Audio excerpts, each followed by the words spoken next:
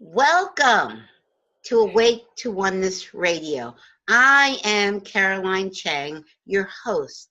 The mission of Awake to Oneness Radio is to inspire the world to awaken to the universal truth of oneness. Science is now teaching us that all life is interconnected and interdependent. And spirituality and ancient wisdom has been teaching the truth of oneness for eons. So what you do to a person, you're literally doing to another aspect of yourself. And when mankind awakens to the universal truth of oneness, there will be peace on earth. Today's show topic is DreamMakers with Michele Hunt. Thank you, Michele. Michele is an author and keynote speaker. Thank you so much, Michele, for being my guest today. It's my pleasure, Caroline. Thank you. Thank you. Looking forward to this. Oh, wonderful, wonderful, wonderful. Okay, like I said, I'd love for you to introduce yourself to my listeners. Just kind of share from your heart, your journey, how you came to be where you are today, doing the wonderful work you're doing. And please speak about I think you've written 3 books so far. Yes. I'm going to catch up soon. I have 2 books in the brain that are got to get onto paper, from brain to paper. So, okay, so please share with us your journey. Well, let me start with the books are DreamMakers. They're all called DreamMakers. The first was DreamMakers, putting vision and values to work. The second one was DreamMakers, Agents of Transformation.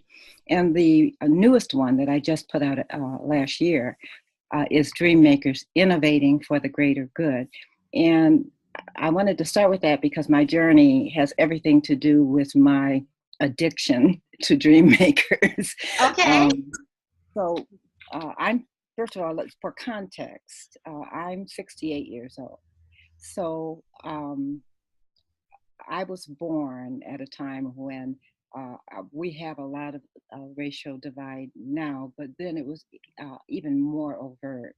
Yes. And so my father's job was to help desegregate military bases. So we were always the only Black, or the first Black family to have housing on military installations. And although he was in the Air Force, he was so good at what he did because he came from a position of love. Yes.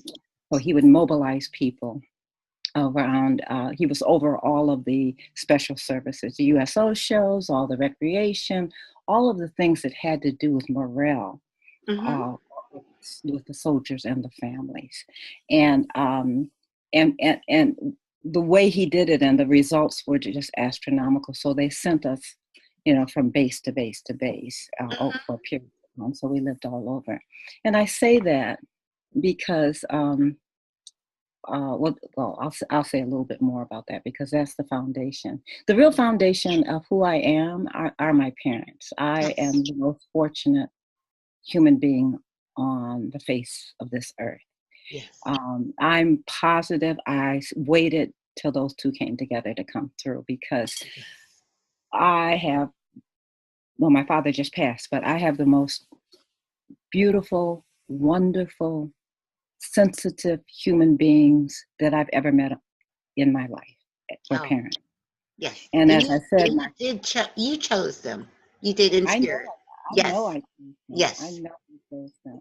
Yes. And so my father, again, that was and by the way, he came from a very humble beginnings in Detroit, Michigan. So he was one of actually 14 kids, 10 of which lived to be adults. And it was abject poverty. Yes. And escaped that through music. And my mother came from poverty in Detroit, and her mother died when she was 6. And she watched her fall down the steps taking in laundry. So she had a laundry basket and fell down the steps and hemorrhaged. Yes. And yet my mother she was the oldest and kept the kids together. foster home, and they went through all this she went through a lot of abuse. But when those two came together, they made a conscious, I'm saying conscious, written down decision. You're talking about 1945. Wow. They made a conscious decision to create a vision of the family that they wanted to create and the values that they wanted to use to make their decisions and guide the family. Beautiful. And they struggled sometimes, but they rarely went outside of those boundaries. So that's why DreamMakers and vision and values are a part of my DNA.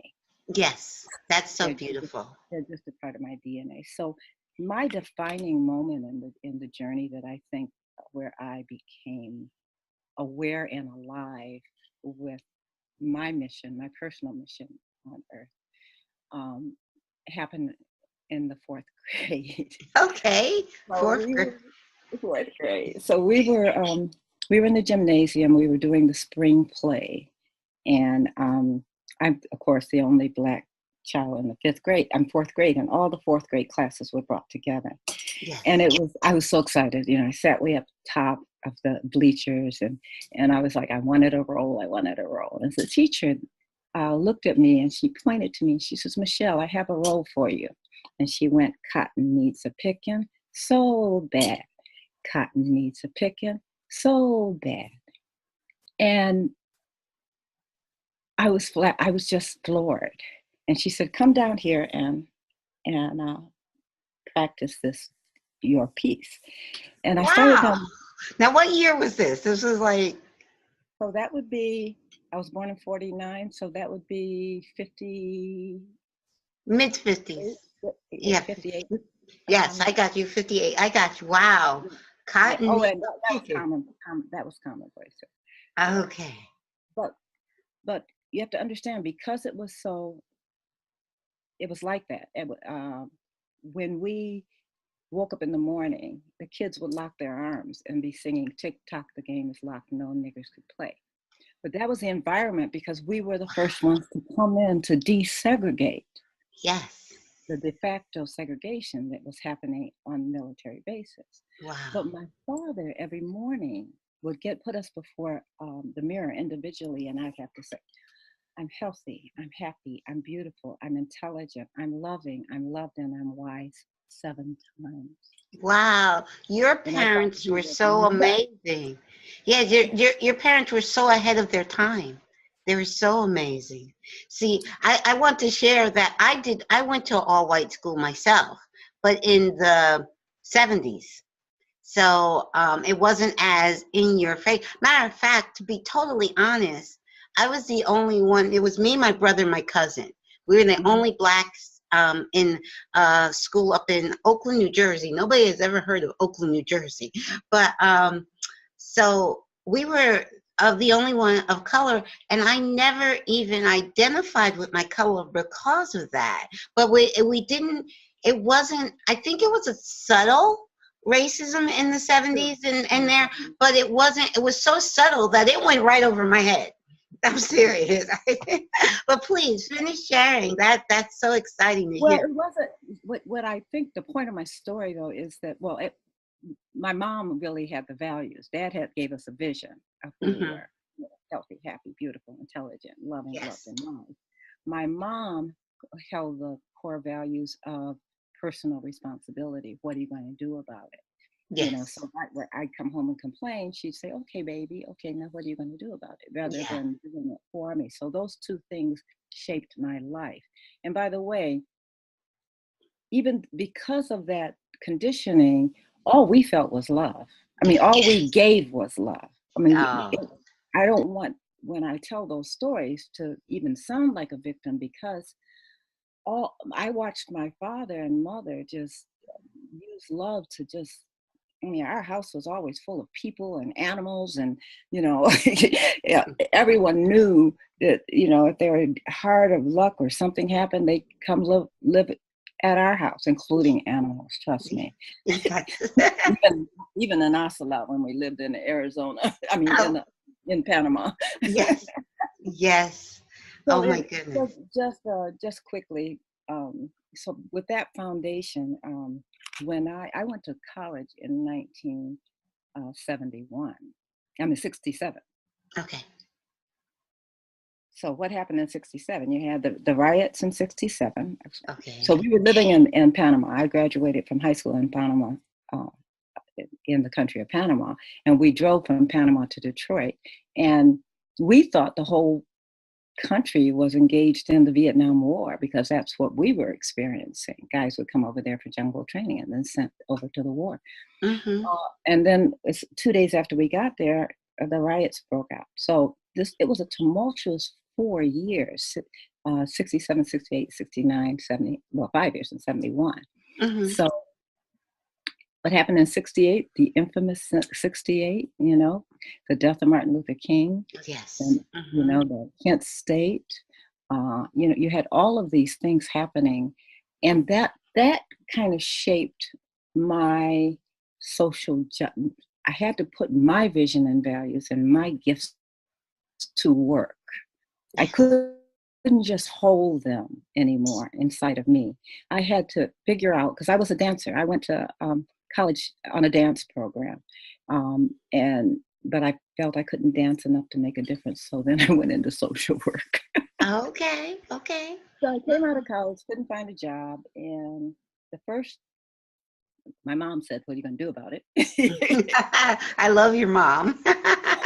So I took a state test, and the first thing that came up was the Michigan Department of Corrections probation officer. The last thing I wanted to do, because I was anti-establishment at that time, as we all were. All the baby boomers were. Yes. And so I took it, and I became the first one of two of the first females to supervise adult male felons on probation in Detroit. And you're talking at 21 years old. Mm-hmm. And so from that experience, I went on and became the first Black director of halfway house for female offenders coming back from prison. And then after that, the first Black and woman treatment director in a male prison. Mm-hmm. So that 9 years, I worked pretty extraordinary in shaping who I am, as every day is.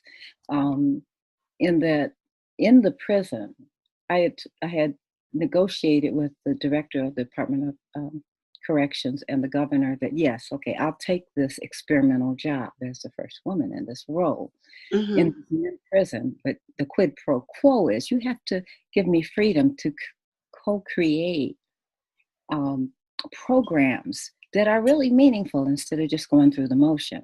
And They did. And so we put together a program that was a co-creation, but it's a collaboration between the treatment staff, the custody staff, the inmates as peers in the design of the programs that affected them, and 156 community volunteers. I saw DreamMakers just blossom all over the place. Wow. And these are people that didn't have DreamMaker parents. So I think what that told me was, we're all DreamMakers. Yes. It's about finding what matters to us, what's passionate, and having the opportunity to put that passion to work. And of course, they were passionate about what kind of education program, what kind of arts program they're going to have, what kind of recreation. And it was just amazing. Yes. Yeah. So, but then the next step on my journey, I said, okay, but it's still affected you going through those walls every day. Yes. Now, for our audience, can you broaden your explanation of what a dream maker is? Yes, just share that definition. And we're all dream makers at some point in time. There are people who master the art of dream making, but a dream maker is someone who has a powerful, compelling vision that is born out of their deeply held values, and takes that vision and makes it come true against any odds, against tremendous obstacles, or no obstacles, but has both the tenacity and the creativity, and because it takes a lot of tenacity and creativity, and most important, the understanding that you're not alone in doing it, that you're really drawing from a higher power. You're drawing from this incredible divine source. But when you create when this or discover your passion, whatever it is, and it could be a lot of different passions, whatever it is that you want to create, and you're passionate about it, there's a vibration that happens. And that vibration then calls forth, that's the key, it calls forth the energy, the divine intelligence, the synchronicities that enable you to kind of almost, I won't say effortlessly, because you do hit walls and stuff, but you flow into it. It's a much more of a flow into it rather than pushing a stone up a hill. And it's because you're in a flow, but you're in alignment with this beautiful possibility, which is available to all of us and is all of us. Yes. So it's really, I don't know, Caroline, if we have the language in any language to describe this. And that's why we struggle so much. And when we try to describe it, the language that we do have all carries its own set of energies with it that has to do with social conditioning, history, experience, all of that stuff. So it's almost like we need to create a new language for this experience that I'm talking about, that everyone experiences at some time. Yes. Yes. Everyone experiences it, even if it's in a nanosecond. If they really think about it. And my personal mission is to help people understand and find and discover ways to sustain that. Yes.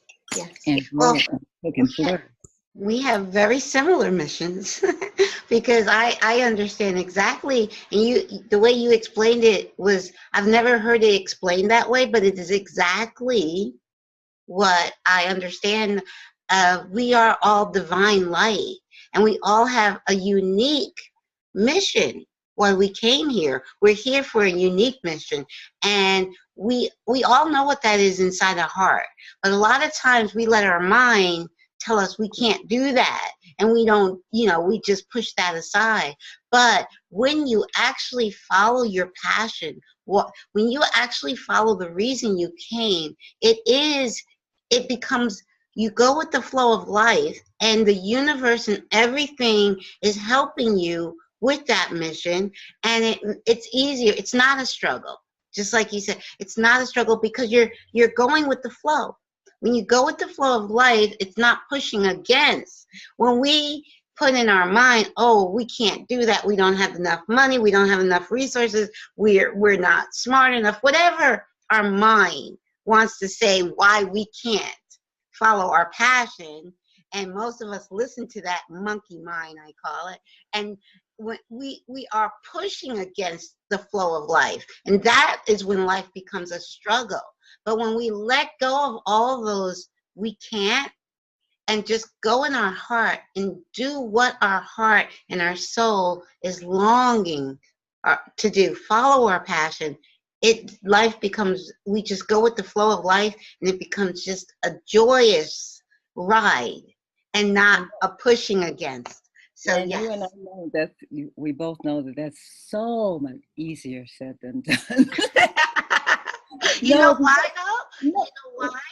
Because it's our conditioning. Absolutely. Society says, no, you can't do that. You got to do it. This society says, no, you have to do it the hard way. And we believe that. We believe in what society is teaching us. Yeah. And then when what we perceive as struggle presents itself, it's going to present itself, by the way, even when you're in the flow. I mean, I think it would, for me, I would be doing a disservice if I was to say it wouldn't. But it's how it is making that shift of, okay, what am I to learn from this? What is this telling me? What is this showing me? rather than, oh my God, why is it here? You know, so Exactly. what am I supposed to be doing? You know, so no, and I believe some of the biggest problems are that we're taught not to dream big. And when I work with groups, I work with CEOs, and when they want to transform their organizations using shared vision and shared values. And the success rate, by the way, has been 100%, because once they do it, the people do it. You know, I have a process that you know, that I bring that helps them tap into the mind, hearts, and imagination of the people, and then sharing the risk and the reward. So it's a an interesting way to run a company. I was going to tell you, after the prison experience, I went to Herman Miller, a Fortune at the time 300 company, and was able to navigate my way to the top management team, and became the corporate vice president for people, which meant really everything that other than that the guys didn't want. But it was, you know, what's typically called as human resources, which we don't believe that people are resources. We believe that people are the company. People. Yes. Yeah, and it all, you know, learning and development, all of that stuff, quality. And so we had gone through a period where we were about to self-destruct. And this is a company that has a long history of success, and a model company by anybody's standard. We had case studies all over the place, and we had become so arrogant and so myopic. You know, we had the world had changed, and we hadn't looked around and changed with it. I see. Max Dupree, who is my mentor, second father, was a CEO and founder, son of the company, and he's written books like Leadership is an Art. He had this wisdom. That's why I'm saying I'm on path, because the universe put me in his path, and he reached down and brought me to the top management team. And then we created a process where we asked every human being in teams in the company, who do you want, your highest aspiration of what this company can become? Yes. And so you're talking about thousands and thousands of people, and they came together and came up with this powerful shared vision. They said they wanted to be a reference point for excellence by any measure. Wow. And you're a public company. We said, oh, maybe we shouldn't have asked that question. No, you know, you got to act on it. And then Max said, so what kind of values would we need to institutionalize, to really embrace and make our decisions by? And we went through the participative process again, and they came up with 7 powerful values. And we changed and aligned everything: systems, processes, structures, recognition and rewards, everything, facilities, even, you know, how we designed the workspace, and most importantly, leadership behavior and decisions. And we were dying, almost self-destructing, and then we became, within 18 months, we became the most admired company by Fortune magazine. We held that for 7 years in a row. Wow.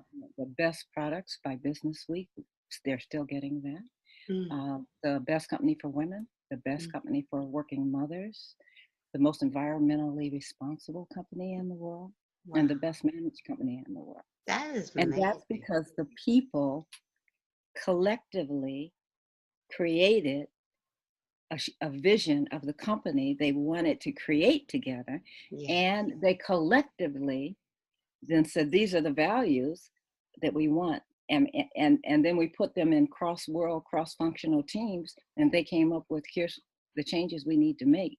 It was Camelot. Wow. It was Camelot. And it was the important thing to say here is that Max Dupree, the reason I went to that company is because I took a huge cut to go there and started on the bottom all over it, was because when I went on one of their interviews, it was the day before Thanksgiving, and they were gathering in the plant, and Max, the CEO, got up and started talking, and he was saying things like, we want you to show your love at work. We trust you to do the right thing. we want to be a place of realized potential. I'm like, what? And he used to say things. Oh, this is the first time I heard him say, leaders don't inflict pain, they bear it. And I'm like, oh, I've got to get in here. I'm going to take this job. Wow, and so wow. I saw it on a personal level. Yes. I saw it on the hardest environment, most depressing environment in the world. That's prison. Mm-hmm. I saw it in a company, a Fortune 300 company. And then after that, President Clinton invited me to join his administration to help Al Gore with reinventing government. So I saw it in what I would consider to be the most complex, hardest job in the world is the bureaucracy of the federal government. But I saw them we use the same process. I saw them within their respective. All that stuff's gone now, stripped away. But I saw some miracles happen, like at NASA and at FDA, and simply putting their vision and values to work, but tapping into the mind, hearts, and imagination of everyone. Yes. You on your show always talk about that we're all connected. I think that that's what happens in the process. Yes. In the process, we find something higher than ourselves to connect us all, higher than our individual, but it's connected to your individual passion, because everybody wants to love, everyone wants to feel, a sense of belonging. They want to contribute their gifts. And you see this stuff, and when you can organize a space to liberate people, to liberate their human spirit, to make something happen, man, miracle. So now, Carolyn, yes. Now, can you share with our listeners a way that on a individual level, some steps that can you mentioned your process. There's a process. Can you share some of those process steps with our listeners that they can incorporate, in their daily lives? Well, I can share what I do. Okay. Yes. I mean, because it's well, first of all, and I don't want to harp on this, but I really do believe that for me, all of this comes together. Well, it's from the inside out. Definitely. And we've got to realize that you can dream big out here, but it's got to start here, and the work has to start here.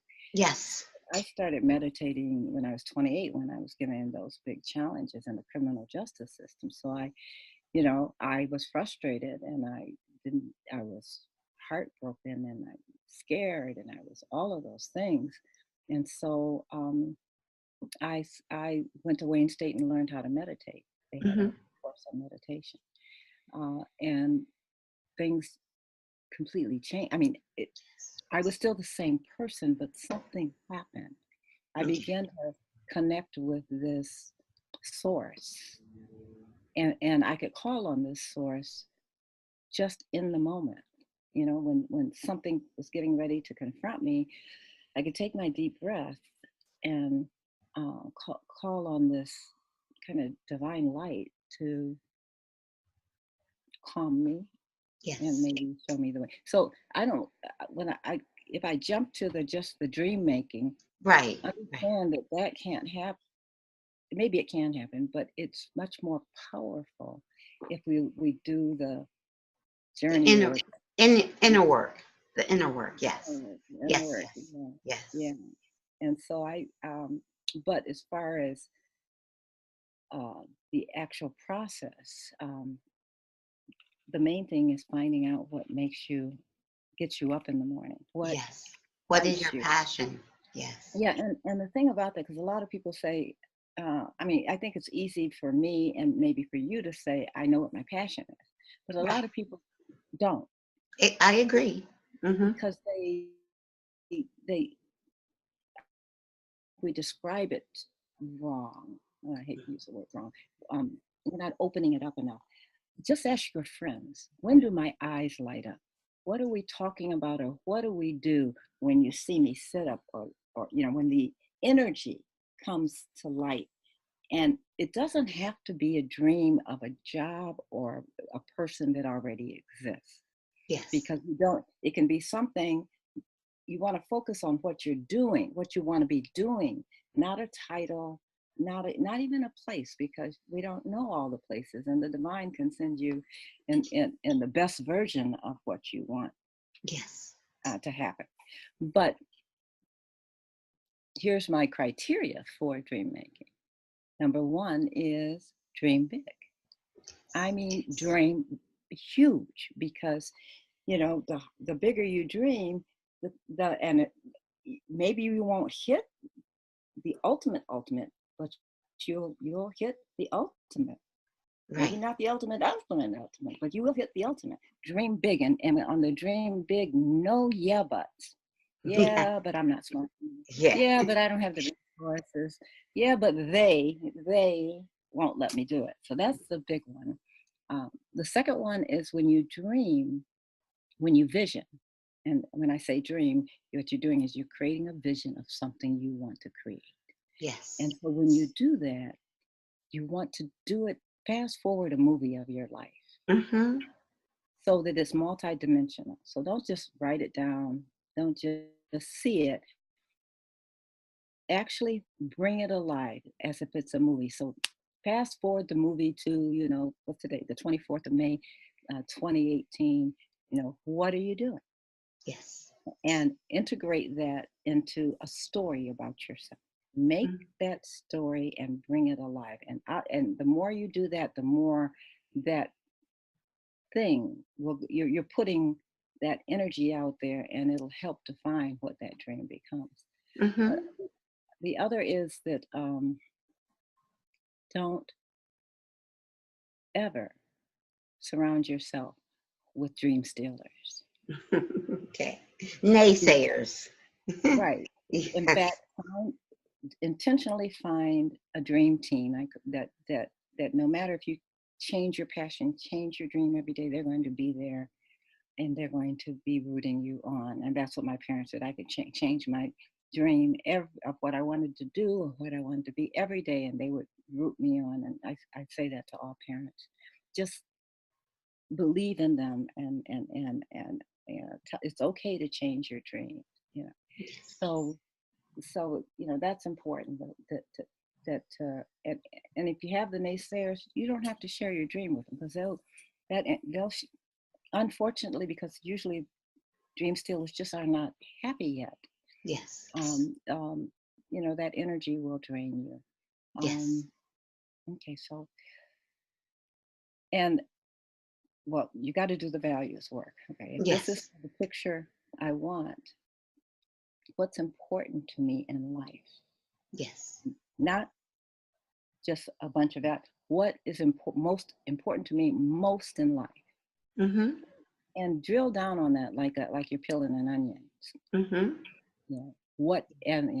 In fact, if you have a friend or a trusted ally, just sit across from them and interview each other. Right. What's important to you in life? And then the other person would say to them, okay, let's say you say, well, I want abundance. Why is that important? Mm-hmm. Well, because, then it can give me freedom. Why is that important? Well, because I want, and keep going. Right. I would ask them though, because abundance is a big word, and it's different for everybody. It's different for. So the first question, if someone said to me, I want abundance, I would say, well, what is abundance to you? That would be my first question. Okay, let me do it to you. Okay. Abundance to me? Important? Nope. Oh, okay. Okay. I'll let you ask the question. Go ahead. On your show, right? No, hey. Okay. Anyway, what's important to you most in life? Important to me most in life? Humanity's awakening.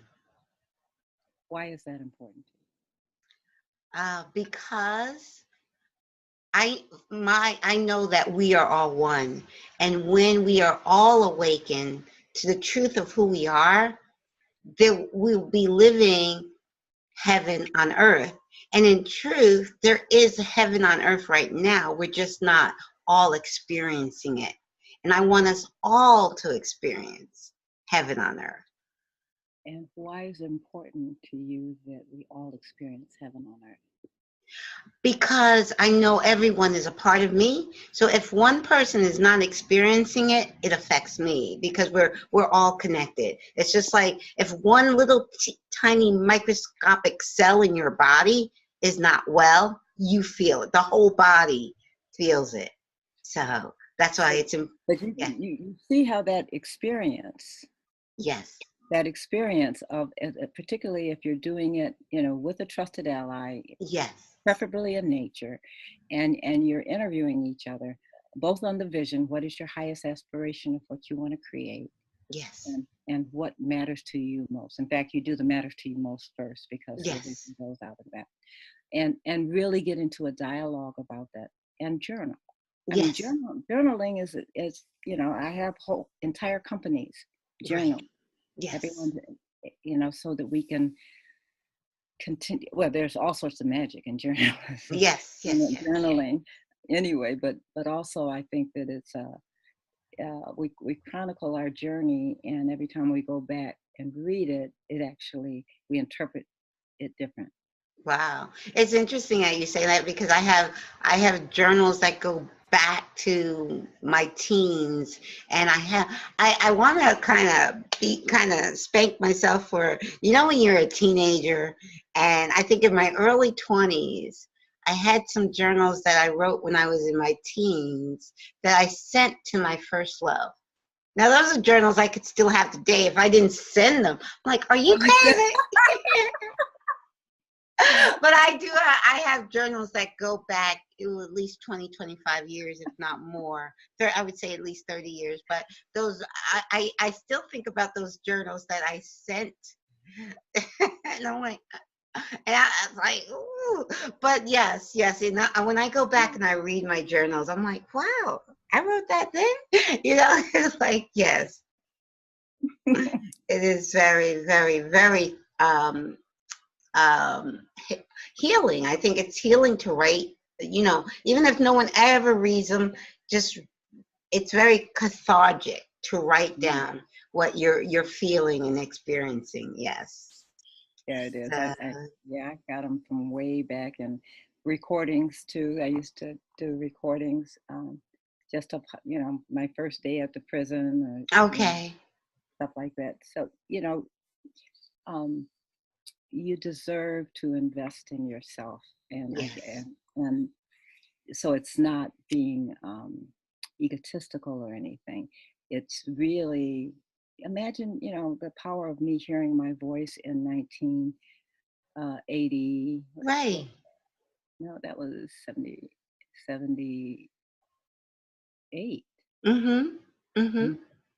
Yeah, it is. And hearing how I was thinking, and Back hearing then. I had a conversation with myself. Right. So I think it's always my journals. Like I say, now I have them on a shelf, and they're in order of year date. But every time I look at them, I'm like, there's a few, I think at least 2 missing from my first 2 journals that I sent away. So I was like, I won't do that again. I'm older and wiser now.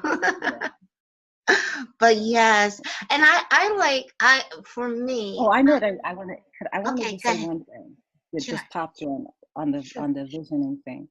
When I was getting ready to leave the Detroit area to go to Western Michigan for the prison job, I was in nature with a girlfriend, and she was also a probation officer, and we were having a discussion, and I just can't believe what happened.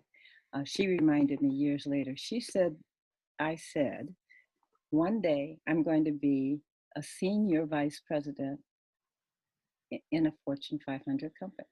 Wow. And I didn't even have a context for that. But I think it's because I had been engaged in all of that meditation, and somehow or another, a vision came to me. I don't know, but Mm-hmm. I didn't have the language to say that. I didn't have the reference point to say that. And Denise said, you said it. Yeah, and I remember saying it. I didn't remember saying Fortune 500, but she said Fortune 500. And Wow. that, and she thought I was crazy because, we were in the public sector, and Right. how do you make that happen? So there, I think when you get into that energetic flow, Yes. messages come to you about your future, Yes. Yes. because Yes. it's not only are we all connected, and Yes. I do want to be alive when we discover Wake up. that. Yes. Yeah, Yes. because the awakening, it doesn't mean everyone has to be. It's just a critical mass, and that kind of Yes. vibration then will bring everyone along. Yes. We just need the critical mass, Yes. and then it'll. Fortunately, no one will be left behind. Right. Right. It'll just I, vibration bel go. I honestly believe we have hit critical mass. We have. We're We have. close. We're Yeah. very close. We're Yes. close. I Yes. believe. I think you're right. I Yeah. think it's just that we can't see it because it's like Yes. water.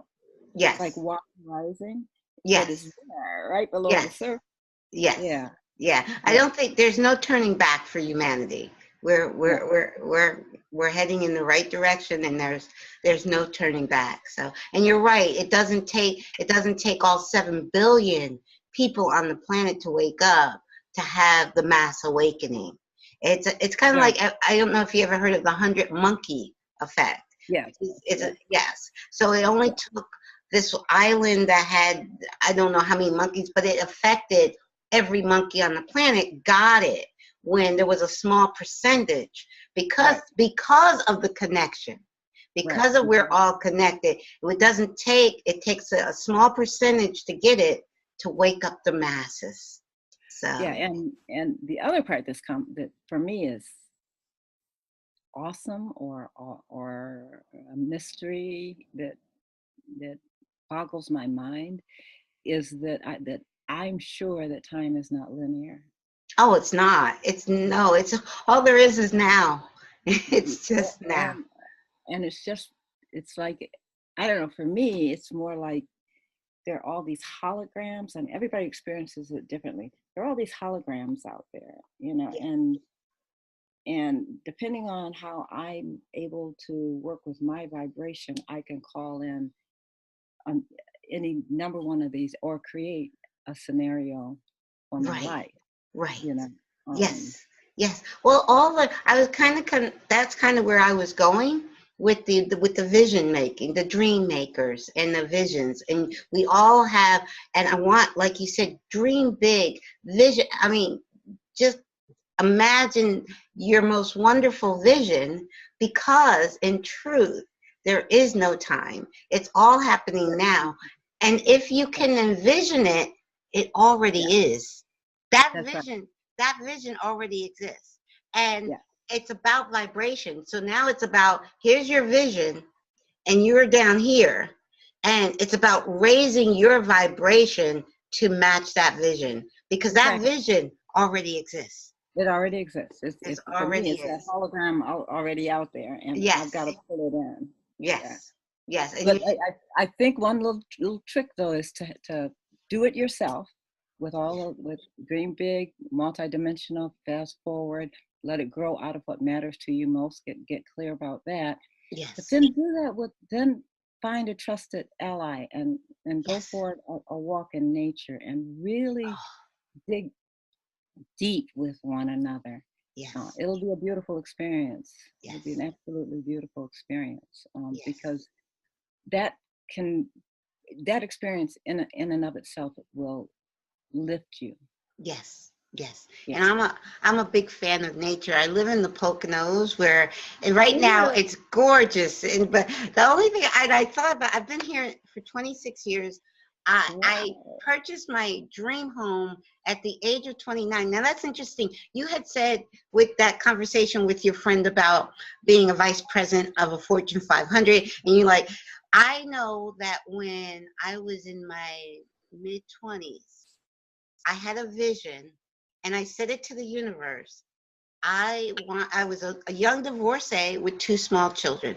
And I said, I want to own my own home by the time I'm 30. I just said that I remember saying that to the universe. I was doing vision boards back then. I was kind of using my mother's, because after my divorce, I moved back home with my mom. It was me and my 2 children. And I'm putting up my vision on the refrigerator, cutting out pictures of the house and blah, blah, blah. And so, but I was 26. And then I just kind of put it out there and just kept working.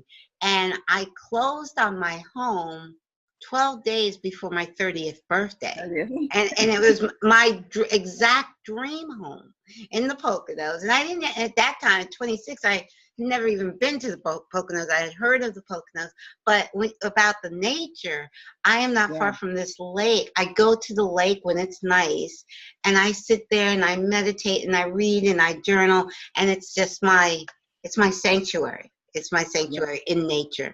So yes, being out in nature, you can really, you can meditate anywhere. You can meditate in a closet. But when I meditate out in nature, I really feel that connection. Yes. Well, we're getting the vibrations of all of the living things that yes. Around us. So we're tapping that oneness that you and I are talking about, the trees and flowers and bugs and everything. Exactly. Yes. And if we we can be a magnet. Yes. We just have to. Just, we draw it to us. And then the thing, like you had said, the truth of it is when you decide, because people will say, okay, I decide I'm going to have this vision, blah, blah, blah, and then something happens that seems contradictory to their vision. But it's what you do with that. Meaning I take complete ownership of my life. So what happens in my life, whether it's something preferred or unpreferred, I own it. I'm like, okay, I created that. I created it for a reason. So I'm going to look at this unpreferred situation and ask why. Yeah. Tell me why I created this. I'm not going to say, oh, always me. I'm going to say, okay, why did I create? I'm going to own it. I'm going to, and I love it when I take a moment to ask why, and it doesn't take long, the why comes to me. And I'm like, okay, I get it. So everything, the wonderful things, the wonderful synchronicities we can jump up and down about. But when we have all synchronicities is of our creation. So when we get that synchronicity that we unexpected, didn't really want to happen, okay, then don't start beating up on yourself or someone else and blame the universe and say, okay, this doesn't work, and always me, you like, okay, why is this happening?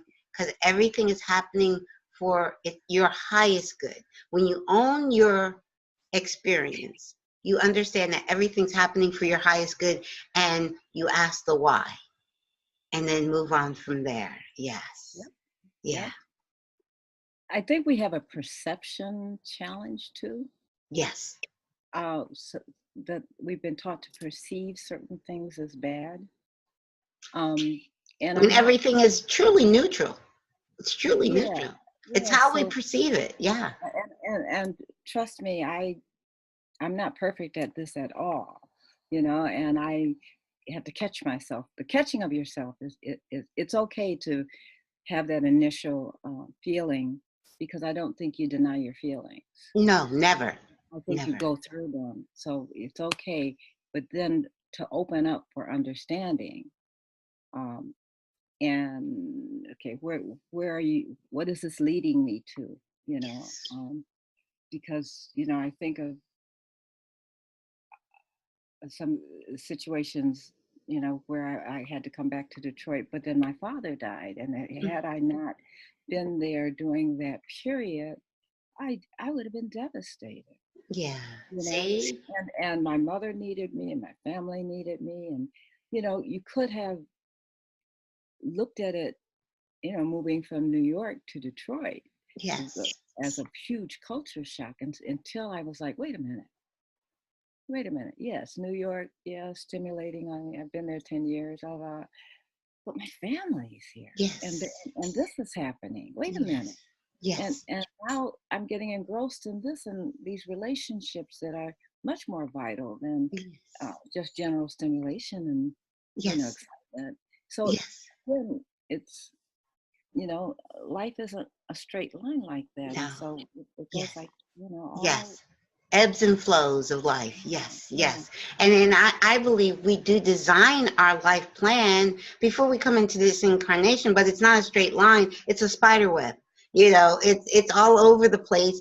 And actually, where like you found yourself in Detroit exactly when you needed to be in Detroit, and you didn't even know it. That spirit guiding you to exactly where you need to be when you need to be. But in truth, every moment, we're always exactly where we need to be when we need to be. Always. So to understand that it's never a wrong move. It's never, wherever you are is perfect for you. That reminds me. I also did a documentary called DreamMakers. It's on YouTube, by the way. Okay. Okay. Definitely. There's one as a trailer, and one you want to look for the one that's an hour long. Okay. So there's two on YouTube. DreamMakers. The director was Dove Sau, S-A-U. And so one of the people we interviewed was a guy in prison. He was serving a double life sentence for a crime he didn't commit. He was a Mexican American from LA. It's just a compelling story.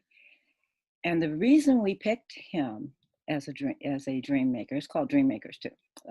But it's because he was a dream maker under those circumstances. Yes. When we interviewed him, it was like interviewing Gandhi. He was like, or Mandela. He was like, yeah, this is an experience. Yes. But it's an experience. Yes. It's an experience, and his little terrible cell. He says, and this is my home. This is where I write. This is where I live. And what he did is he wrote poetry and plays, and they were performing them at Berkeley and everything. Oh my goodness! By the way, if you see the video, the DreamMakers, we haven't updated it. He was freed through DNA test. Beautiful, beautiful, beautiful. But that is so 12 true. years. That is so true. Yeah. So he was, and you can see it if you watch the video, you could, like I said, it's free. Yes. You can see the joy. He says, but this is an experience. And I'm like, wow. He was owning his own experience. And we all think that things are being done to us. Nothing is being done to us. There are no victims. We are creating, even though he was in prison for something he didn't do. Life sentences for something he did not do. He still owned it. It's like, okay, I am creating this experience. I'm gonna own it. And when you own your experience, you are filled with joy, no matter where you are, even if you're sitting in a cell. Yes. And because of that joy, and then it was captured on film. A law firm took his case on pro bono, and that was from his joy, from his energy. We would not have interviewed him had it not been the energy, right? And his perception, his perspective. Yes. And then let's see what that created. Then they won. Then he went on to George Washington University, got his degree. Now he's back in LA working with gang members. Okay. All because he, like you said, owned that and found joy in what most of us would perceive as the most horrific, irritating, That is such a wonderful. That's a wonderful example. That is such a wonderful example because it's all about taking on that victim mentality. None of us are victims. We are all divine light. We are all creating our experience. It's our life experience, which I like to call a movie. You can call it a play, a movie. Yeah. It's our life experience. And the only thing we take from this life experience is our feeling of it, our experience of it. It's not physically real. And so even Newtonian physics has proven that nothing is truly solid. I was taught that in 7th grade science class when we were studying molecules and atoms. I'll never forget the science teacher saying, nothing is truly solid. Now that's Newton. I'm not even talking quantum physics. I'm talking Newtonian physics. You take any quote unquote solid object, put it under a high power microscope. What do you see? You see these moving moving molecules that don't even touch. They don't even touch each other. So that means nothing is truly solid. This is an illusion of our own creation. And that's the take ownership of that. Take ownership of your creation and love it. Love what is. Love it. And imagine if we collectively created a vision for this world where love and clean water and prosperity and abundance was ubiquitous. Yes, and that's what we're doing. We're slow. We're getting there because I see it in the mainstream media that we are. I see mindfulness on the Times Newsweek magazine cover. Mindfulness. Okay. Now that is a mainstream word now. You know, it's like, okay, we're slow. So that's why I said we have passed that threshold of no return. We're not going back. Humanity is awakening. And to me, it's an awakening because it's what we have inside of us that we have chosen to forget. And now it's time for us to wake up to the truth of who we are. Which is human spirit. Yes. And so liberating the human spirit is the personal mission for me. Yes. So that we can create heaven on earth. Yes. So please share with our listeners how they can find you. I will have links to your books and to the video. I will have that all in the blog for this show. But please share with our listeners how they can find you and follow your work. My website is www.dreammakers.org. Then I do have a Facebook DreamMakers, Business DreamMakers, DreamMakers - Michele Hunt. The books are all on Amazon, but the one you want to focus on because they built on each other. They're all stories. Yes. So there's story after story after story. But the newest one, I think, incorporates how we've evolved more, Okay. And so it's DreamMakers innovating. You have a book cover for us? Okay. Yes. Awesome. Oh, love it. Yes. Innovating for the greater good, and it's definitely in your bookstores, but Amazon is the best place to get it. Amazon.com. Yes. And again, the documentary is on YouTube. Yes. Thank you. I will have as many links. I love those. And I always I'm going to put the trailer documentary with the blog for this show. So I'll have all of those links for our listeners to find easily. Thank you so much, Michele. This has been a wonderful, amazing hour. I was inspired to launch my show 3 years ago because I wanted to have conversations with people just like yourself, authors and artists and all different people that understand that we are all connected and we are our own experience. So not to kind of beat up on ourselves when things are not going right.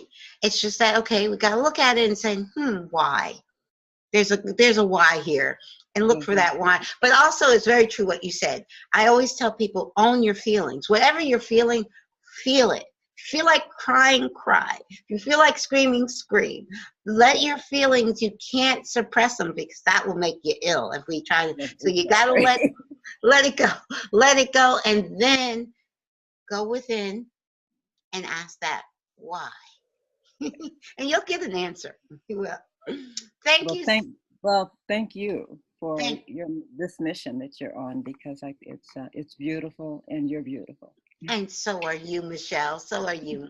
Thank you so much. And have a wonderful Memorial Day weekend. We're just at the beginning of the summer, and I'm going camping. So I'm looking for it. Might rain. Last time I went camping, it rained for 3 days. But hopefully it won't rain this time. But thank you so much. I so enjoyed having you as my guest. Thank you so much. And we will keep in touch, because you're in New York. You're not too far from the Poconos. So we will stay in touch. Thank you. Thank you so much. Bye-bye. Bye-bye.